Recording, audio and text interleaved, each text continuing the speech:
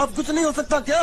नहीं, अब बिल्कुल भी कुछ नहीं हो सकता है, क्योंकि भाई कॉन्ग गॉडजिला सबकी लगने वाली है। जी मैं बात कर रहा हूँ Godzilla x Kong the new empire की। खैर ये कहने में कोई हर्ज नहीं है कि भाई मॉन्स्टरवर्स की कहानी मार्वल और डीसी से बेहतर परफॉर्म कर रही है। एंटरटेनमेंट के मामले में स्टोरी वाइज और अपने यूनिवर्स को बिठा रही है, अच्छी खासी तबाही भी कर रही है, अंदर भी और बाहर भी, जिनका मैं खुले हाथों से स्वागत करता हूँ। यहाँ भाई इस ट्रेलर के बाद इसकी परवाह करना तो बनता ही है। इट्स अ प्योर एक्शन मान मसाला मूवी। ऐसी बंदर और छिपकली की लड़ाई कौन नहीं देखना चाहेगा, अपन तो भाई रेडी है। खैर सेकंड ट्रेलर को देखकर मेरी एक्साइटमेंट बहुत ऊपर पहुंच चुकी है, क्योंकि भाई इन मूवियों की खास बात यह है कि ये पहले तो एक बार सेट करते हैं और फिर अपने ही बार को तोड़ देते हैं, जिससे भाई इस मूवी के स्टेक हमेशा बड़े रहते हैं और बढ़ते ही रहते हैं। यहाँ पर पहला ट्रेलर इसकी प्रेजेंस फील करवाता है कि हम लोग आ रहे हैं, लेकिन सेकंड ट्रेलर ये बताता है कि स्कार किंग अकेला नहीं है, उसके साथ एक बाप लेवल टाइटन भी आ रहा है जिसकी हिस्ट्री कॉम्प्लेक्स है। उसके बारे में आगे बात करेंगे। खैर यहाँ पर ट्रेलर की बात करें तो जैसा हम सब जानते हैं कि कॉन्ग इकलौता टाइटन है जो कि ह्यूमंस को समझता है, उनसे कम्युनिकेट कर सकता है, और यही एक चीज कॉन्ग को दूसरे टाइटन से अलग बनाती है।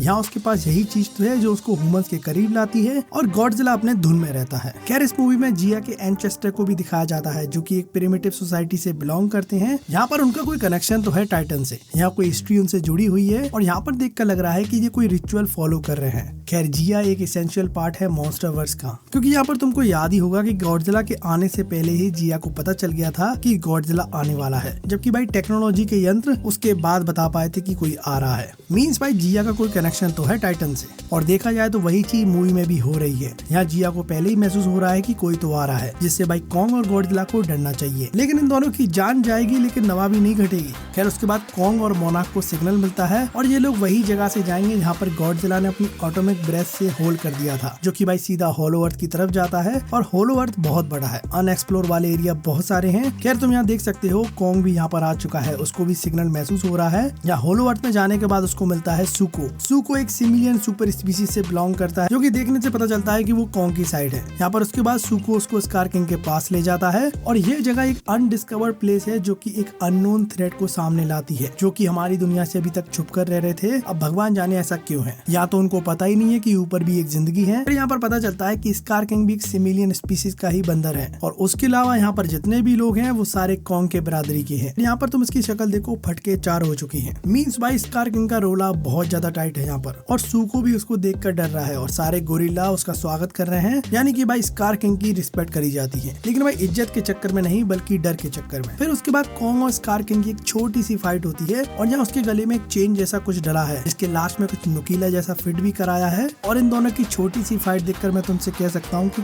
कॉन्ग अपना ताकतवर है, लेकिन भाई तब भी उस पे स्कार किंग भारी पड़ेगा। अब ऐसा क्यों, मैं बताता हूँ। तो देखो कॉन्ग जब स्कार किंग पे हमला करता है एक्स से, तो भाई कॉन्ग उस पे पावर का दबाव बनाता है, जिसके अगेंस्ट में स्कार किंग अपना घुटना जमीन पे लगा लेता है ताकि उसकी पावर को रोक सके। अब वो यहाँ ताकत का नहीं बल्कि ट्रिक का यूज कर रहा है। और यहाँ भी तुम देख सकते हो जब उसने कॉन्ग के हाथ में चेन फंसा दी, तो उस चेन को खींचने के लिए उसके दोनों हाथों का उपयोग करना पड़ा। ये बताता है कि वो फिजिकली इतना स्ट्रॉन्ग तो नहीं है, लेकिन उसको भाई फाइटिंग स्टाइल पता है, जो कॉम्बैट की नॉलेज है, ट्रिक वगैरह आती है, टेक्निक से खेलता है वो। तो देखा जाए तो वही एवेंजर्स इन्फिनिटी वॉर वाली बात हो जाती है। यहाँ पर हल्क और थेनोस सेम पावर रखते हैं, लेकिन भाई थेनोस पे ट्रिक ज्यादा है, टेक्निक से खेलता है वो। और तुम्हें पता है जो टेक्निक से खेलता है वो ताकत को भी हरा देता है। तो मैं कह सकता हूँ स्कार किंग का फाइटिंग स्टाइल कॉन्ग से तो बहुत बेहतर है। दैट मीन्स भाई स्कार किंग और कॉन्ग की एक अच्छी सी फाइट देखने मिलेगी, क्योंकि भाई कॉन्ग अपना देसी स्टाइल में लड़ेगा, धोबी पचाड़ देगा। खैर जब कॉन्ग को भी चोट लग जाती है, उसके बाद लावा के बीच से 2 आंखें दिखती हैं, और यहीं पर एक और टाइटन की एंट्री होती है जिसका नाम है शीमो।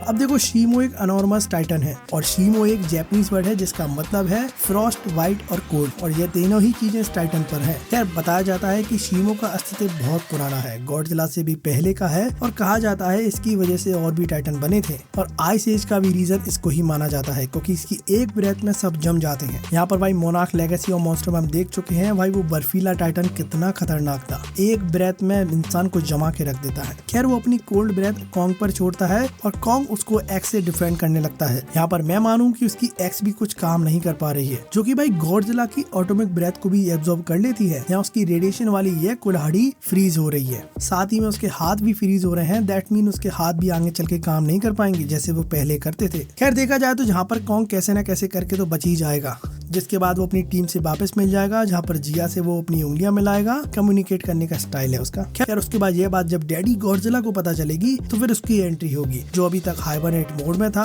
अब इस मूवी में ऐसा कंफर्म नहीं हो पा रहा है कि गॉडजिला की एंट्री शुरुआत में होगी, बीच में होगी, लास्ट में होगी। अब ऐसा पता नहीं चल रहा है कि पहले ही इवॉल्व होकर आएगा, जहाँ पर पिट कर फिर इवॉल्व होगा, क्योंकि भाई इसमें कुछ सीन है जो कि भाई गॉडजिला के पुराने वाले सीन याद दिलाते हैं। जैसे उसने भाई एपिक साइबरनेटिक में हमला करा था, तो वही सीन ऐसा लग रहा है वही यूज करे गए हैं, तो ये सीन पुराने हो सकते हैं। खैर कुछ भी कहो, कॉन्ग की ऐसी हालत के बाद उसको एक अपग्रेडेशन मिलेगा, जहाँ पर उसको एक बीस्ट गॉन्टिलेट हैंड देंगे, जिससे मैं मानूं भाई कॉन्ग एकदम अनस्टॉपेबल बन जाएगा। एटलीस्ट स्कार किंग को तो टक्कर दे ही पाएगा। खैर यहाँ पर यह सीन बहुत ही ज्यादा इंटरेस्टिंग है। यहाँ तुम गॉडजिला और शीमो को देख सकते हो जो दोनों आपस में लड़ रहे हैं। फिर यहाँ तुम स्कार किंग को देख सकते हो और उसके नीचे आई थिंक कॉन्ग बैठा है। ऐसी पोजीशन अच्छी नहीं है, लेकिन तुम देख सकते हो बीच में किसी चीज का ब्लास्ट हो रहा है और यहाँ पर इसके ऊपर सूको होगा, क्योंकि भाई अगले शॉट में तुम देख सकते हो कॉन्ग वर्सेस स्कार किंग के बीच में ये छोटू भी पिस रहा है। खैर इसी बीच कॉन्ग के एक पंच में स्कार किंग का दांत बाहर आ जाएगा और भाई दांत का साइज देख रहे हो, एक कार छोटी पड़ रही है उसके लिए। खैर एक बात बताऊं, इस मूवी में जो कॉन्ग और गॉडजिला का जो मीटअप होगा वो डेजर्ट में होगा। यहाँ पर ये दोनों आपस में मिलने के बाद एक छोटी सी फाइट आपस में करेंगे। अब वो फ्रेंडली होगी कि भाई कैसे होगी कुछ पता नहीं, लेकिन फाइट तो होगी। तो एक बार दोनों आपस में लड़ेंगे, फिर दोनों रोर करेंगे और आई थिंक देखा जाए तो हमें यही सारी चीजें तो चाहिए। दोनों आपस में मिलकर लड़ेंगे, लेकिन भाई ऐसे नहीं, पहले दोनों आपस में लड़ेंगे फिर भाई दूसरों से लड़ेंगे। खैर भाई तुमको ये ट्रेलर कैसा लगा मुझे कमेंट में जरूर बता देना। तो भाई मिलते रहेंगे।